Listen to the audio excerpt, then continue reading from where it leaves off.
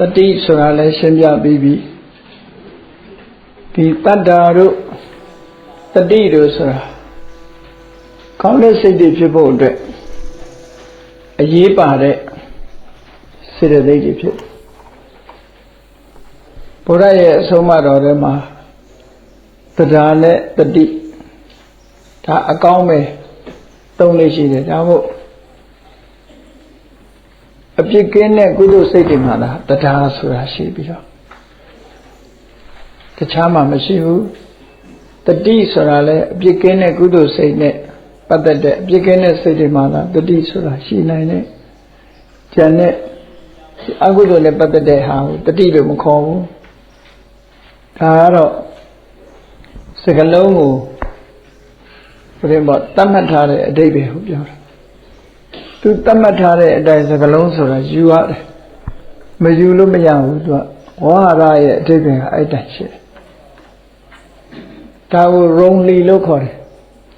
ရုံလီဆိုတဲ့ပါဠိစာပေမှာ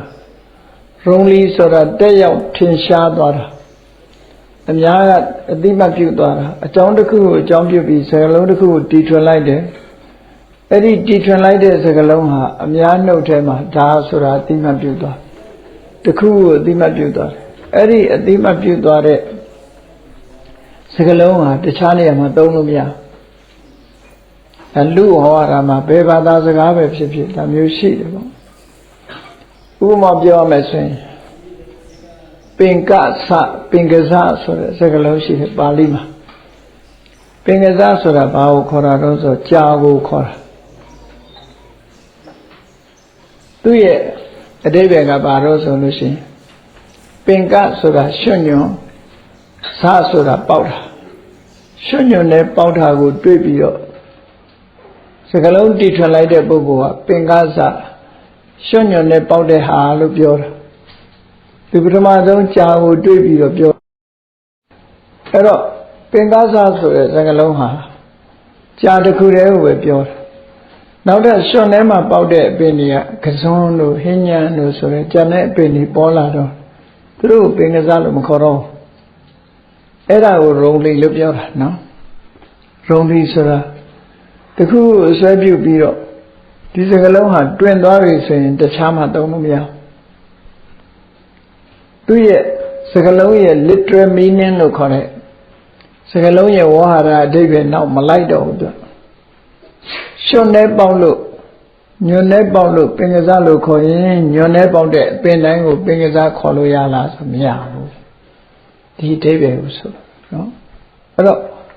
ဒီမှာလည်းပဲတူတူပဲတတ္ထာတို့တတိတို့ဆိုတာတွေဟာကောင်းတဲ့စိတ်ပေါ်မှာအသုံးပြုလာတဲ့စကားလုံးဖြစ်တဲ့အတွက်ကြောင့်မကောင်းတဲ့အလုပ်ကိုတတိယတာတို့မကောင်းတဲ့ဘက်မှာယုံကြည်တာတို့ဆိုတာတွေကိုတရားလို့တတိလို့ခေါ်လို့ရမလားဆိုမရတော့ကောင်းတဲ့ဘက်ကိုပဲသတ်မှတ်ပြီးတော့တွင်ကျယ်သွားတဲ့စကားလုံးတို့ဒီလိုဆိုလို့ရပေါ့အဲ့ဒါကုသိုလ်ဖြစ်ဖို့အတွက်အရေးပါတဲ့တရားတွေဟာတတ္တာတို့တတိတို့ဒီလိုဆိုဣန္ဒြေ၅ပါးထဲမှာတတ္ထိန္ဒြေဝိရိယိန္ဒြေသမာဓိန္ဒြေတတိန္ဒြေပညာန္ဒြေဆိုပြီးတော့ဒီလိုအရေးကြီးတဲ့အထဲမှာဒီတရားတွေဟာတိုးပွားအောင်လုပ်ရမယ့်အရာတွေတည်းပဲတတိဟာအရေးကြီးတဲ့တရားတွေဘောဓိပက္ခိယတရားထဲမှာလည်းတန်ဖိုးရှိတဲ့တရားတွေအဖြစ်ပါဝင်တယ်ပေါ့သူတော့ကောင်းတဲ့ဘက်ကိုဥလှည့်သွားနိုင်တယ်ဟောနောက်တစ်ခုက30မြောက်စေတသိက်ထဲဟိရိဝတ္တပါ30-31ဒီနှစ်ခုကအကုသိုလ်တုန်းကအဟိရိကနဲ့အနုတ္တပဆိုတာတွေ့တယ်သူရဲ့ဆန့်ကျင်မဲ့ဟိရိဝတ္တပဟိရိဆိုတာမကောင်းမှုကိုရှက်ခြင်းမကောင်းမှုကိုယွန်းရှားခြင်းမကောင်းမှုကိုဆက်ဆုပ်ခြင်းဆိုတဲ့အဓိပ္ပာယ်ဝတ္တပဆိုတာမကောင်းမှုကိုကြောက်ခြင်းရှက်အကြောက်လို့ခေါ်တာဟိရိဝတ္တပဆိုတာဟာအရှက်မဲ့တာနဲ့အကြောက်မဲ့တာရဲ့ဆန့်ကျင်မဲ့သူလူဆိုတာလူသိက္ခာနဲ့ပတ်သက်ပြီးထိမ့်သိမ့်တဲ့စိတ်ဓာတ်ရှိဖို့လိုအဲ့ဒါဒီစိတ်ဓာတ်ဒီစိတ်ရဲ့အခြေအနေနှစ်ခုမရှိတော့ဘူးဆိုလို့ရှိရင် လူဟာရှက်ကြောက်ခဲမဲ့သွားတယ်ဘာပဲဖြစ်ဖြစ်လုံရဲတယ်ဆိုတဲ့ပုံစံမဟုတ်တာနဲ့ပတ်သက်တာကိုပြောတာရှက်တယ်ဆိုတာမကောင်းမှုကိုရှက်တာကြောက်တာဆိုတာလည်းမကောင်းမှုကိုကြောက်တာတခြားကြောက်တာတွေလည်းမဆိုင်ဘူးဒါမို့သတ်မှတ်ပြီးတော့ထားတယ်ရှက်ခြင်းမကောင်းမှုကိုရှက်ခြင်းမကောင်းမှုကိုကြောက်ခြင်းမကောင်းမှုကိုရှက်မှမကောင်းမှုကိုကြောက်မှမကောင်းမှုကရှောင်ခြင်းဆိုတာဖြစ်နိုင်တယ်ပေါ့ဒါကြောင့်မို့ဒီနှစ်ခုရဲ့အကျိုးသက်ရောက်မှုကဘာလဲလို့မေးလို့ရှိရင်ရှက်ခြင်းကြောက်ခြင်းရဲ့အကျိုးသက်ရောက်မှုသည်မကောင်းမှုကိုမလုပ်မိခြင်းပဲဖြစ်တယ်မကောင်းမှုကိုမလုပ်မိခြင်းသည်မကောင်းကျိုးတွေဖြစ်ပေါ်မှုကိုကာကွယ်ပြီးသားဖြစ်သွားတယ်ဆိုလိုတာကနောက်ဆက်တွဲပူကြောက်စရာကောင်းတာမရှက်ဘူးမကြောက်ဘူးဆိုရင်မကောင်းမှုကိုလုံးမိတာလုံးမိပြီဆိုရင်မကောင်းမှုရဲ့အကျိုးဆက်တွေခံရတော့ဒီလိုဆိုလိုတာပေါ့ရှက်ပြီးကြောက်ပြီးဆိုလို့ရှိရင်မကောင်းမှုကိုမလုံးမိတော့ဘူးမလုံးမိတော့မကောင်းမှုရဲ့အကျိုးဆက်တွေကိုမခံရဘူး